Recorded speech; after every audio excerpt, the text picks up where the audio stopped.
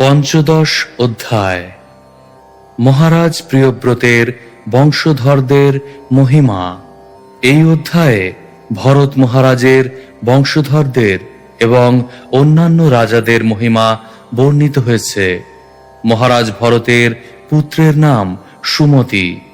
তিনি ঋষভদেব প্রদত্ত জীবন মুক্তির মার্গ অনুসরণ করেছিলেন।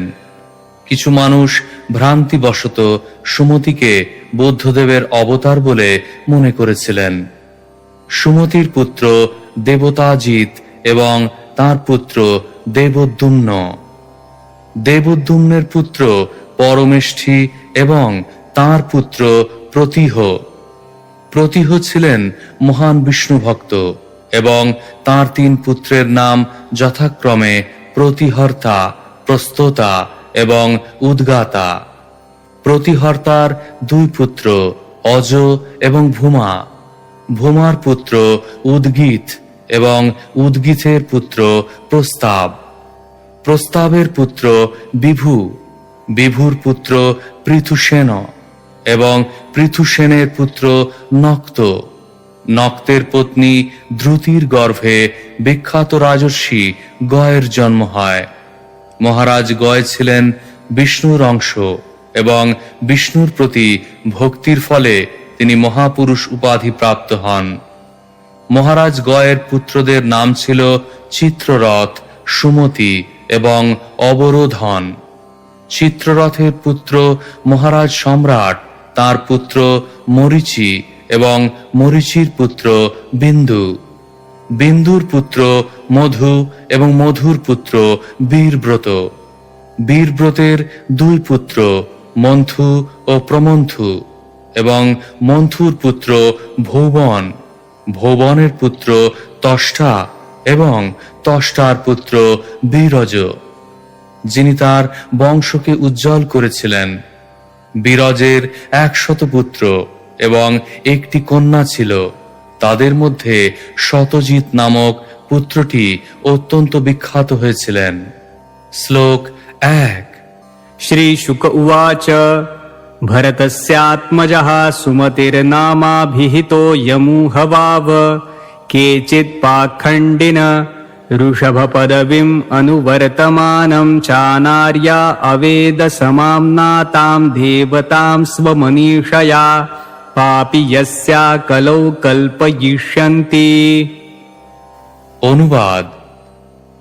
শ্রীল সুখদেব গোস্বামী বললেন, মহারাজ ভরতের পুত্র সুমতি ঋষভদেবের মার্গ অনুসরণ করেছিলেন, কিন্তু কতকগুলি পাষণ্ডী তাকে স্বয়ং ভগবান বুদ্ধদেব বলে কল্পনা করেছিল। এই সমস্ত দুর্জন যারা প্রকৃতপক্ষে নাস্তিক, তারা বৈদিক নির্দেশকে কল্পিত বলে মনে করে এবং তাদের সকপল কল্পিত মতবাদের দ্বারা তাদের কার্যকলাপের সমর্থন করে। এই সমস্ত পাপাচারী ব্যক্তিরা সুমতিকে বুদ্ধদেব বলে স্বীকার করে প্রচার করেছিল যে সকলেরই কর্তব্য সুমতির পন্থা অনুসরণ করা। এইভাবে তারা মনোধর্মের দ্বারা বিভ্রান্ত হয়েছিল। তাৎপর্য: যারা আর্য তারা নিষ্ঠা সহকারে বৈদিক নির্দেশ পালন করেন, কিন্তু এই কলিযুগে আর্য সমাজ নামক একটি সংস্থা মাথাচাড়া দিয়ে উঠেছে, যারা পরম্পরার ধারায় বৈদিক জ্ঞান সম্বন্ধে সম্পূর্ণরূপে অজ্ঞ।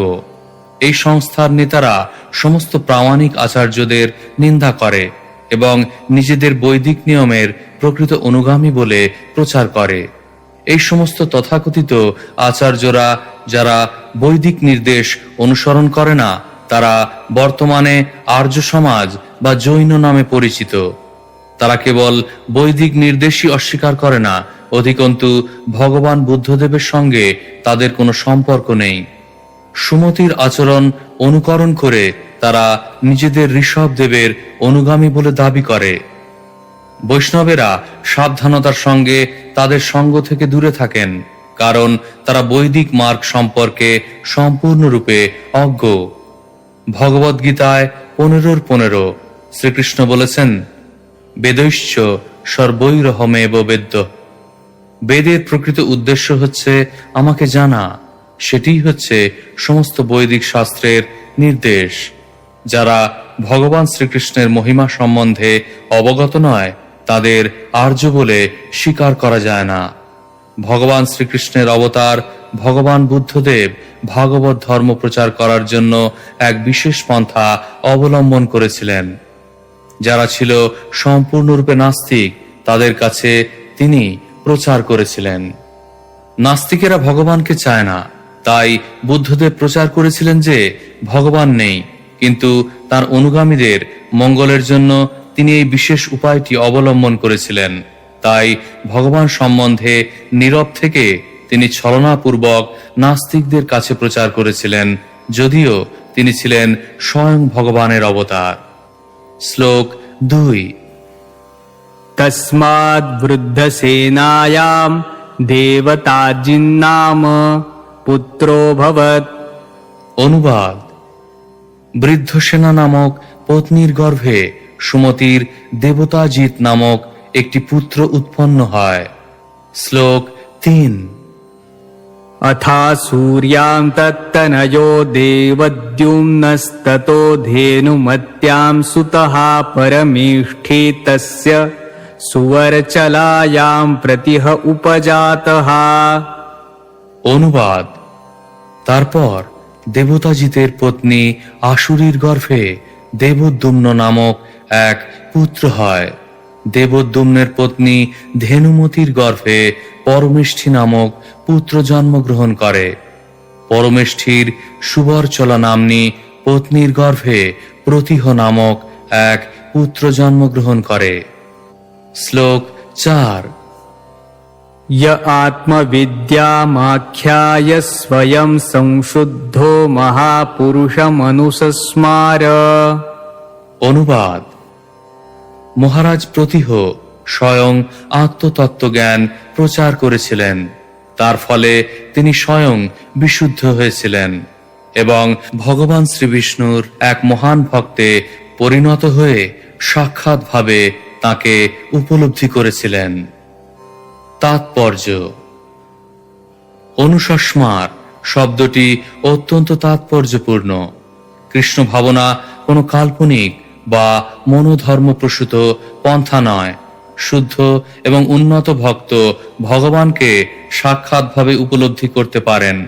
মহারাজ প্রতিহ তা করেছিলেন এবং সাক্ষাৎভাবে ভগবান শ্রীবিষ্ণুকে উপলব্ধি করার ফলে তিনি আত্ম উপলব্ধির জ্ঞান ব্যাখ্যা করে ভগবানের বাণীর প্রচারক হয়েছিলেন। ভণ্ডেরা কখনো প্রকৃত প্রচারক হতে পারে না। প্রচারকের সর্বপ্রথমে ভগবান শ্রীবিষ্ণুকে যথাযথভাবে উপলব্ধি করতে হয়। ভগবদ গীতায় 4:34 প্রতিপন্ন হয়েছে, উপদেক্ষন্তি তে জ্ঞানং জ্ঞানীনস্ত তো দর্শিনঃ। যিনি তত্ত্ব দর্শন করেছেন তিনিই কেবল তত্ত্বদান করতে পারেন। তত্ত্বদর্শী শব্দটির অর্থ হচ্ছে যিনি পূর্ণরূপে ভগবানকে উপলব্ধি করেছেন। এই প্রকার ব্যক্তি গুরু হতে পারেন এবং সারা পৃথিবী জুড়ে বৈষ্ণব দর্শন প্রচার করতে পারেন। প্রকৃত প্রচারক এবং গুরুর আদর্শ প্রতীক হচ্ছেন মহারাজ প্রতিহ। শ্লোক 5। प्रतिहात् सुवर्चलायां प्रतिर्हर्त्रादयस्त्रय आसन्निजाको विदाः सूनवः प्रतिर्हतुः स्तुत्यां मजभूमानावजनिषाताम्। অনুবাদ: সুবরচলা নাম্নী পত্নীর গর্ভে প্রতিহের প্রতিহর্তা, প্রস্তোতা এবং উদ্গাতা নামক 3 পুত্রের জন্ম হয়। তার এই 3 পুত্র বৈদিক যজ্ঞ অনুষ্ঠানে অত্যন্ত নিপুণ ছিলেন। স্তুতি নামক পত্নীর গর্ভে প্রতিহর্তার অজ এবং ভূমা নামক 2 পুত্র জন্মগ্রহণ করেন। শ্লোক 6। भूम्न ऋषिकुल्यायाम् उद्गितस्ततः प्रस्तावो देवकुल्यायाम् प्रस्तावानियुत्सायाम् हृदयज आसीद्विभूर्विभोरत्याम् च पृथेषेणस्तस्मान्नक्त आकुत्याम् जज्ञे नक्ताद्रुतिपुत्रो गयोराजर्षिप्रवर उदारश्रवा अजायत साक्षात् भगवतो विष्णोर्जगद् रिरक्षिष्यया गृहीतसत्त्वस्य कलात्मवतत्वादिलक्षणेन महापुरुषतां प्राप्तः। অনুবাদ। ঋষিকুল্লা নামক পত্নীর গর্ভে মহারাজ ভূমার উদ্গীত নামক পুত্রের জন্ম হয়। দেবকুল্লা নামক পত্নীর গর্ভে উদ্গীতের প্রস্তাব নামক পুত্র জন্মগ্রহণ করে এবং নিযুৎসা নামক পত্নীর গর্ভে প্রস্তাবের বিভু নামক একটি পুত্র জন্মগ্রহণ করে। রতি নামক পত্নীর গর্ভে বিভুর পৃথুসেন নামক পুত্রের জন্ম হয়। আকুতি নামক পত্নীর গর্ভে পৃথুসেনের নক্ত নামক এক পুত্রের জন্ম হয়। নক্তের পত্নী ছিলেন দ্রুতি এবং তার গর্ভে মহারাজ গয় জন্মগ্রহণ করেন। গয় ছিলেন অত্যন্ত বিখ্যাত ও পুণ্যবান রাজা এবং তাই তিনি রাজর্ষিদের মধ্যে সর্বশ্রেষ্ঠ বলে বিখ্যাত হয়েছিলেন। বিষ্ণু এবং তার অংশ প্রকাশেরা যারা ব্রহ্মাণ্ডের পালন কার্য করেন তারা সর্বদাই বিশুদ্ধ সত্ত্বে অবস্থিত। ভগবান বিষ্ণুর অবতার হওয়ার ফলে মহারাজ গয়ও বিশুদ্ধ সত্ত্বে অবস্থিত ছিলেন। সেই জন্য মহারাজ গয় পূর্ণরূপে দিব্যজ্ঞান সমন্বিত ছিলেন, তাই তাকে মহাপুরুষ বলা হতো। তাৎপর্য: এই শ্লোক থেকে প্রতীত হয় যে ভগবানের অনেক অবতার রয়েছেন। তাদের মধ্যে কেউ সাক্ষাৎ বিষ্ণুর অংশ এবং কেউ অংশের বিভিন্ন অংশ। ভগবানের সাক্ষাৎ অবতারকে বলা হয় অংশ বা সাংশ এবং অংশের অংশকে বলা হয় কলা। কলার মধ্যে রয়েছে বিভিন্নাংশ জীব, তাদের জীবতত্ত্বের মধ্যে গণনা করা হয়। যারা সাক্ষাৎ বিষ্ণু থেকে আসেন তাদের বলা হয় বিষ্ণু তত্ত্ব এবং তাদের কখনো মহাপুরুষ বলা হয়। শ্রীকৃষ্ণের আরেকটি নাম মহাপুরুষ এবং কখনো কখনো ভক্তদেরও মহাপুরুষ বলা হয়। শ্লোক 7। स वै स्वधर्मेण प्रजापालन पोषण प्रीणनोपलालनानुशासन लक्षणेने जादिना च भगवति महापुरुषे परावरे ब्रह्मणि सर्वात्मनार्पित परमार्थ लक्षणेन ब्रह्मविच्चरणानुसेवया पादित भगवद्भक्तियोगेन चाभिक्षणशः परिभावितातिशुद्धमतिरुपरतानात्म्य आत्मनि स्वयं उपलभ्यमान ब्रह्मात्मानुभवोऽपि निरभिमान एवावनिमजुगुपत्। অনুবাদ। মহারাজ গয় তার প্রজাদের পূর্ণরূপে সুরক্ষা প্রদান করেছিলেন, যাতে সমাজের অবাঞ্ছিত ব্যক্তিরা তাদের সম্পত্তি অপহরণ করতে না পারে। সমস্ত প্রজাদের যাতে কোনো রকম খাদ্যাভাব না হয় সেই জন্য তিনি সচেতন ছিলেন। তাকে বলা হয় পোষণ। প্রজাদের আনন্দ বিধানের জন্য তিনি কখনো কখনো তাদের উপহার বিতরণ করতেন, একে বলা হয় প্রীণন। তিনি কখনো কখনো প্রজাদের সভায় আহ্বান করে মধুর বাক্যের দ্বারা তাদের উৎসাহিত করতেন, একে বলা হয় উপলালন। কিভাবে সর্বোচ্চ স্তরের নাগরিক হওয়া যায় সেই সম্বন্ধে তিনি তাদের সদুপদেশ দিতেন, তাকে বলা হয় অনুশাসন। এই রকমই ছিল মহারাজ গয়ের রাজোচিত চরিত্র। আর তাছাড়া রাজা গয় গৃহস্থরূপে গার্হস্থ্য জীবনের সমস্ত নিয়ম কঠোরতা সহকারে পালন করতেন। তিনি যজ্ঞ অনুষ্ঠান করতেন এবং তিনি ছিলেন ভগবানের একনিষ্ঠ শুদ্ধ ভক্ত। তাকে মহাপুরুষ বলা হতো, কারণ তিনি রাজারূপে তার প্রজাদের সমস্ত সুযোগ সুবিধা প্রদান করতেন এবং একজন গৃহস্থ রূপে তিনি তার সমস্ত কর্তব্য সম্পাদন করতেন, যাতে চরমে তিনি ভগবানের ঐকান্তিক ভক্ত হতে পারেন। ভগবত ভক্ত রূপে তিনি সর্বদা অন্য ভক্তদের সম্মান প্রদর্শনে প্রস্তুত থাকতেন এবং ভক্তদের ভগবানের সেবায় নিযুক্ত করতেন। একে বলা হয় ভক্তিযোগের পন্থা। তার এই সমস্ত দিব্য কার্যাবলীর প্রভাবে মহারাজ পৃথু সর্বদা দেহাত্মবুদ্ধি থেকে মুক্ত ছিলেন। তিনি ছিলেন ব্রহ্মজ্ঞ এবং তাই সর্বদা তিনি আনন্দময় ছিলেন। তিনি কখনো জড়জাগতিক শোক অনুভব করেননি। যদিও তিনি সর্বতভাবে পূর্ণ ছিলেন, তবুও তার মধ্যে কোনো রকম গর্ব ছিল না এবং তিনি রাজ্য শাসনের প্রতি আসক্ত ছিলেন না। তাৎপর্য: ভগবদ্গীতায় ভগবান শ্রীকৃষ্ণ বলেছেন যে তিনি সাধুদের পরিত্রাণ এবং অসুরদের বিনাশের জন্য পরিত্রাণায় সাধুনাং বিনাশায় চ দুষ্কৃতাম এই পৃথিবীতে অবতরণ করেন। রাজা যেহেতু ভগবানের প্রতিনিধি, তাই কখনো কখনো তাকে নরদেব বলা হয়, অর্থাৎ মানুষদের মধ্যে তিনি হচ্ছেন দেবতা। বৈদিক নির্দেশ অনুসারে তাকে এই পার্থিব স্তরে ভগবানের মতো পূজা করা হয়।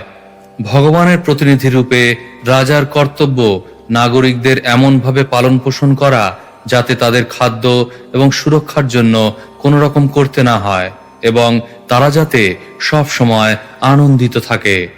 রাজা তাদের কল্যাণের জন্য সবকিছু সরবরাহ করেন এবং সেই জন্য রাজা কর ধার্য করেন। রাজা অথবা সরকার যদি নাগরিকদের উপর কর ধার্য করে অথচ তাদের প্রতিপালন না করে, তাহলে তারা প্রজাদের পাপের ভাগী হয়। কলিযুগে রাজতন্ত্র লুপ্ত হয়ে গেছে, কারণ রাজারা কলিযুগের দ্বারা প্রভাবিত হয়েছে। রামায়ণ থেকে জানা যায়, বিভীষণ যখন রামচন্দ্রের সঙ্গে সখ্য স্থাপন করেছিলেন, তখন তিনি প্রতিজ্ঞা করেছিলেন যে কোনো কারণে যদি তিনি রামচন্দ্রের সঙ্গে তার বন্ধুত্বের শর্ত ভঙ্গ করেন, তাহলে তিনি কলিযুগে ব্রাহ্মণ অথবা রাজা হবেন। এইভাবে বিভীষণ ইঙ্গিত করেছিলেন যে এই কলিযুগে ব্রাহ্মণ এবং রাজারা অত্যন্ত জঘন্য অবস্থায় রয়েছে। প্রকৃতপক্ষে এই যুগে কোনো রাজা বা ব্রাহ্মণ নেই এবং তাদের অভাবে সারা পৃথিবী জুড়ে বিশৃঙ্খলার সৃষ্টি হয়েছে এবং সারা পৃথিবীর মানুষ নিয়ত দুর্দশাগ্রস্ত হয়ে আছে। মহারাজ গয় ছিলেন ভগবান শ্রীবিষ্ণুর একজন আদর্শ প্রতিনিধি, তাই তিনি মহাপুরুষ নামে পরিচিত হয়েছিলেন। শ্লোক ৮। তস্যেমাং গাথাম পাণ্ডবেয় পুরাবিদ উপগায়ন্তি। অনুবাদ: হে মহারাজ পরীক্ষিত, পুরাণবিদ পণ্ডিতেরা নিম্নলিখিত শ্লোকগুলি দ্বারা মহারাজ গয়ের মহিমা কীর্তন করেন। তাৎপর্য: মহান রাজাদের ঐতিহাসিক বৃত্তান্ত বর্তমান শাসকদের কাছে আদর্শ দৃষ্টান্ত হতে পারে। বর্তমানে যারা পৃথিবী শাসন করছে, সেই সমস্ত শাসকদের মহারাজ গয়, মহারাজ যুধিষ্ঠির, মহারাজ পৃথু প্রমুখ রাজাদের দৃষ্টান্ত থেকে শিক্ষা লাভ করা উচিত, যাতে তারা এমনভাবে প্রজা শাসন করতে পারে যার ফলে তাদের সমস্ত প্রজারা সুখী হতে পারে। বর্তমানে রাষ্ট্র, সরকার প্রজাদের সাংস্কৃতিক, ধর্মীয়, সামাজিক অথবা রাজনৈতিক উন্নতি সাধন না করে তাদের থেকে কর আদায় করছে। বেদে এই প্রকার আচরণ অনুমোদন করা হয়নি। শ্লোক ৯। গয়ং নৃপঃ প্রতিয়াতি কর্মভির্যজ্বাভিমানী বহুবিধ ধর্মগোপ্তা সমাগত শ্রীঃ সদসস্পতিঃ সতাং সৎসেবকোऽন্যো ভগবৎ কলামৃতে। অনুবাদ: মহারাজ গয় সর্বপ্রকার বৈদিক কর্ম অনুষ্ঠান করতেন। তিনি ছিলেন অত্যন্ত বুদ্ধিমান এবং সমস্ত বৈদিক শাস্ত্র অধ্যয়নে পারদর্শী। তিনি ধর্মরক্ষক এবং সর্বপ্রকার ঐশ্বর্য সমন্বিত ছিলেন। তিনি ছিলেন সজ্জনদের নায়ক এবং ভক্তদের সেবক, এবং তিনি সর্বগুণে গুণান্বিত ভগবানের কলা অবতার ছিলেন। তাই মহাযজ্ঞ অনুষ্ঠানে কে তার সমকক্ষ হতে পারে? শ্লোক 10। यमभ्यषिञ्चन् परया मुदा सतिः सत्याशिषो दक्षकन्या सरिद्धिः यस्य प्रजानां दुदुहे धराशिषो निराशिषो गुणवत्सत्स्नुतो धाः। অনুবাদ: মহারাজ দক্ষের শ্রদ্ধা, মৈত্রী, দয়া প্রভৃতি সাধ্বী কন্যারা, যাদের আশীর্বাদ অব্যর্থ, তারা পবিত্র জল দিয়ে মহারাজ গয়ের অভিষেক করেছিলেন। পৃথিবী গাভী রূপ ধারণ করে সেখানে এসেছিলেন এবং মহারাজ গয়ের সমস্ত সদ্গুণ দর্শন করে যেন তিনি তার বৎসকে দর্শন করেছিলেন, এবং তার স্তন থেকে তখন দুগ্ধ খরিত হয়েছিল। অর্থাৎ মহারাজ গয় পৃথিবী থেকে সমস্ত সম্পদ সংগ্রহ করে তার প্রজাদের বাসনা চরিতার্থ করতে সক্ষম ছিলেন, কিন্তু তার নিজের কোনো বাসনা ছিল না। তাৎপর্য: মহারাজ গয়ের দ্বারা শাসিত পৃথিবীকে একটি গাভীর সঙ্গে তুলনা করা হয়েছে, এবং যে সমস্ত সদ্গুণের দ্বারা তিনি প্রজা পালন করেছিলেন সেগুলিকে বৎসের সঙ্গে তুলনা করা হয়েছে। বৎসের উপস্থিতিতে গাভী দুগ্ধ দান করে, তেমনি গরূপী পৃথিবী মহারাজ গয়ের সমস্ত বাসনা চরিতার্থ করেছিলেন, যিনি তার প্রজাদের কল্যাণ সাধনের জন্য সমস্ত সম্পদের সদ্ব্যবহার করতে পারতেন। তা সম্ভব হয়েছিল কারণ দক্ষের সাধ্বী কন্যারা পবিত্র জলের দ্বারা তার অভিষেক করেছিলেন। রাজা অথবা শাসক যদি উচ্চতর অধিকারিকদের দ্বারা আশীর্বাদ পুষ্ট না হন, তাহলে তিনি সন্তোষজনকভাবে প্রজা পালন করতে পারেন না। শাসকদের সদ্গুণের মাধ্যমেই প্রজারা সুখী হয় এবং সুযোগ্য হয়। শ্লোক 11। छन्दास्य कामस्य च यस्य कामान् दुदुहुराजरुहुरथो बलिं नृपाः प्रत्यञ्चितायुधि धर्मेण विप्रा यदाशिषां षष्ठमंशं परेत्य। অনুবাদ: যদিও মহারাজ গয়ের নিজের ইন্দ্রিয় সুখ ভোগের কোনো বাসনা ছিল না, তবুও বৈদিক শাস্ত্রবিহিত কর্ম অনুষ্ঠানের ফলে তার সমস্ত বাসনা পূর্ণ হতো।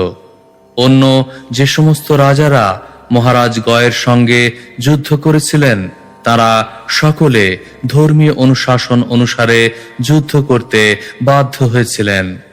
সেই ধর্মযুদ্ধে অত্যন্ত সন্তুষ্ট হয়ে তারা তাকে বহুবিধ উপহার প্রদান করতেন। তেমনি তার রাজ্যের সমস্ত ব্রাহ্মণেরা তার উদার দানের ফলে পরম সন্তুষ্ট ছিলেন। তার ফলে ব্রাহ্মণেরা তাদের পুণ্যকর্মের 1/6 পরলোকে উপভোগের জন্য মহারাজ গয়কে দান করেছিলেন। তাৎপর্য: একজন ক্ষত্রিয় রাজা রূপে মহারাজ গয়কে কখনো কখনো তার সার্বভৌমত্ব বজায় রাখার জন্য তার অধীনস্থ রাজাদের সঙ্গে যুদ্ধ করতে হতো, কিন্তু সেই সমস্ত অধীনস্থ রাজারা কখনো তার প্রতি অসন্তুষ্ট হননি, কারণ তারা জানতেন যে মহারাজ গয় ধর্মের নিয়ম বজায় রাখার জন্য যুদ্ধ করতেন। তার ফলে তারা তার অধীনতা স্বীকার করে তাকে নানা প্রকার উপহার প্রদান করেছিলেন। তেমনি বৈদিক কর্মের অনুষ্ঠানকারী ব্রাহ্মণেরা তার প্রতি এতই প্রসন্ন ছিলেন যে তারা তার পরলোকের মঙ্গলের জন্য তাকে তাদের পুণ্যকর্মের 1/6 স্বতঃস্ফূর্তভাবে দান করেছিলেন। এইভাবে ব্রাহ্মণ এবং ক্ষত্রিয়েরা সকলেই মহারাজ গয়ের প্রতি তার উপযুক্ত শাসন ব্যবস্থার জন্য অত্যন্ত প্রসন্ন ছিলেন। পক্ষান্তরে বলা যায় যে মহারাজ গয় যুদ্ধ করে ক্ষত্রিয় রাজাদের প্রসন্নতা বিধান করেছিলেন এবং দানের দ্বারা ব্রাহ্মণদের সন্তুষ্ট করেছিলেন। বৈশ্যদেরও সদয় বচন এবং স্নেহপূর্ণ আচরণের দ্বারা প্রসন্নতা বিধান করা হয়েছিল এবং নিরন্তর যজ্ঞ করার ফলে প্রচুর উপাদেয় আহার ও দানের দ্বারা শূদ্রদের প্রসন্নতা বিধান করা হয়েছিল। এইভাবে মহারাজ গয় তাঁর সমস্ত প্রজাদের অত্যন্ত সন্তুষ্ট রেখেছিলেন। যখন ব্রাহ্মণ এবং সাধু মহাত্মাদের সম্মান প্রদর্শন করা হয়, তখন সম্মান প্রদর্শনকারী এবং সেবাকারী ব্যক্তিরাও তাদের পুণ্যকর্মের অংশীদার হন। তাই ভগবদ্গীতায় 4:34 বলা হয়েছে, তদ বিদ্ধি প্রণিপাতেন পরিপ্রশ্নেন সেবয়া। বিনীতভাবে সদ্গুরুর শরণাগত হয়ে তার সেবা করতে হয়। শ্লোক 12। यस्याध्वरे भगवान् ध्वरात्मा मघो निमाद्यत्युरुसोमपीठे श्रद्धा विशुद्धाचल भक्ति योग समर्पितेज्जा फलमाजहार।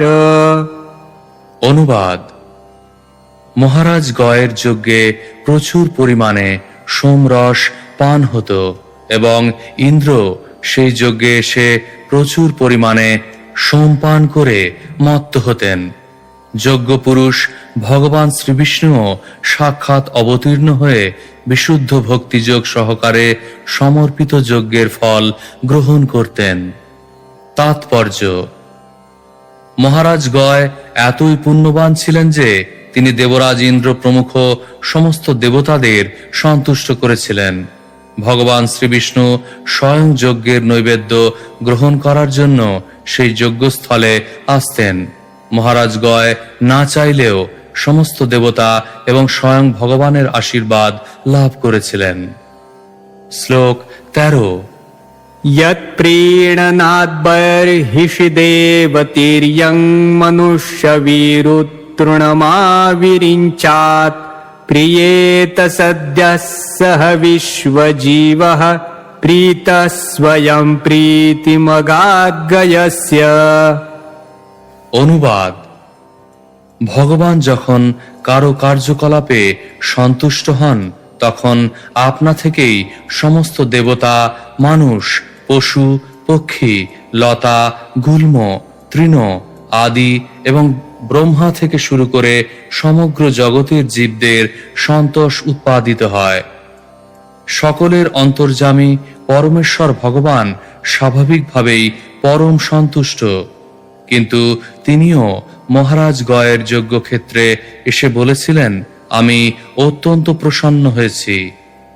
তাৎপর্য: এখানে সুস্পষ্টভাবে বলা হয়েছে যে কেবলমাত্র পরমেশ্বর ভগবানকে সন্তুষ্ট করার মাধ্যমে মানুষ, দেবতা এবং জীব নির্বিশেষে সকলকেই সন্তুষ্ট করতে পারে। কেউ যদি গাছের গোড়ায় জল ঢালে, তবে সমস্ত শাখা প্রশাখা, পুষ্প পল্লব পুষ্টি লাভ করে।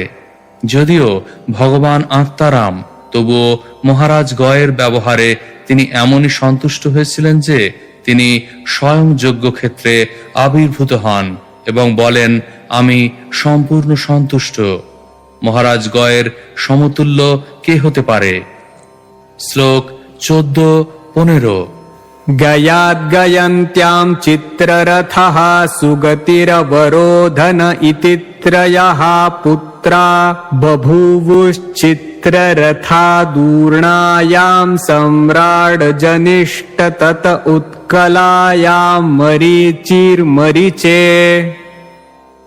बिन्दुमत्यां बिन्दुमानुदपद्यत तस्मात् सरघायां मधुर्नामा भवन्मधोः सुमनसे वीरव्रतस्ततो भोजायां मन्थु प्रमन्थु जज्ञाते मन्थोः सत्यायां भौवनस्ततो दूषणायां त्वष्टा जनिष्ठत्वष्टुर्विरोचनायां विरजो विरजस्य शतजित्प्रवरम् पुत्रशतं कन्या च विषुच्यां किल जातम्। অনুবাদ: গয়ন্তীর গর্ভে মহারাজ গয়ের 3 পুত্র উৎপন্ন হয়েছিল, যাদের নাম ছিল চিত্ররথ, সুগতি এবং অবরোধন। চিত্ররথ তার পত্নী উর্নার গর্ভে সম্রাট নামক এক পুত্র প্রাপ্ত হন। তার পত্নী উৎকলার গর্ভে সম্রাটের মরীচি নামক এক পুত্র উৎপন্ন হয়। মরীচি তার পত্নী বিন্দুমতির গর্ভে বিন্দু নামক এক পুত্র প্রাপ্ত হন। বিন্দুর পত্নী সরঘার গর্ভে মধু নামক এক পুত্র জন্মগ্রহণ করে। মধু তার পত্নী সুমনার গর্ভে বীরব্রত নামক এক পুত্র প্রাপ্ত হন। বীরব্রতের পত্নী ভোজার গর্ভে মন্থু এবং প্রমন্থু নামক 2 পুত্র জন্মগ্রহণ করেন। মন্থুর পত্নী সত্তার গর্ভে ভৌবন নামক এক পুত্র হয় এবং ভৌবন তার পত্নী দূষণার গর্ভে তষ্টা নামক এক পুত্র সন্তান লাভ করেন। তষ্টা তার পত্নী বিরোচনার গর্ভে বিরজ নামক এক পুত্র সন্তান প্রাপ্ত হন। বিরজের পত্নী ছিলেন বিশুচি এবং তার গর্ভে বিরজের শতজিৎ প্রমুখ 100 পুত্র এবং একটি কন্যা জন্মগ্রহণ করে। শ্লোক 16। तत्रायं श्लोकः प्रयव्रतं वंशमिमं विरजश्चरमोद्भवः अकरोदत्यलं कीर्त्या विष्णुः सुरगणं यथा। অনুবাদ: মহারাজ বিরজ সম্বন্ধে একটি বিখ্যাত শ্লোক রয়েছে। ভগবান শ্রীবিষ্ণু যেমন তার দিব্য প্রভাবের দ্বারা দেবতাদের অলঙ্কৃত করেন, ঠিক তেমনি মহারাজ বিরজ তার মহৎ গুণাবলী এবং বিপুল যশরাশির দ্বারা প্রিয়ব্রতের বংশকে ভূষিত করেছিলেন। তাৎপর্য: বাগানে ফুলের গাছ তার সুগন্ধি ফুলের জন্য সুখ্যাতি অর্জন করে, তেমনি কোনো বংশে কেউ যদি প্রসিদ্ধ হয় তাহলে সুগন্ধি পুষ্পের সঙ্গে তার তুলনা করা হয়, তার জন্য সমগ্র বংশ বিখ্যাত হয়। যেহেতু শ্রীকৃষ্ণ যদু বংশে জন্মগ্রহণ করেছিলেন, তাই যদু বংশ এবং যাদবেরা চিরকালের জন্য বিখ্যাত হয়েছেন। মহারাজ বিরজের আবির্ভাবের ফলে মহারাজ প্রিয়ব্রতের বংশ চিরকালের জন্য প্রসিদ্ধ হয়েছে। ইতি শ্রীমদ্ ভাগবতের 5ম স্কন্ধের মহারাজ প্রিয়ব্রতের বংশধরদের বর্ণনা নামক 15 অধ্যায়ের ভক্তি বেদান্ত তাৎপর্য।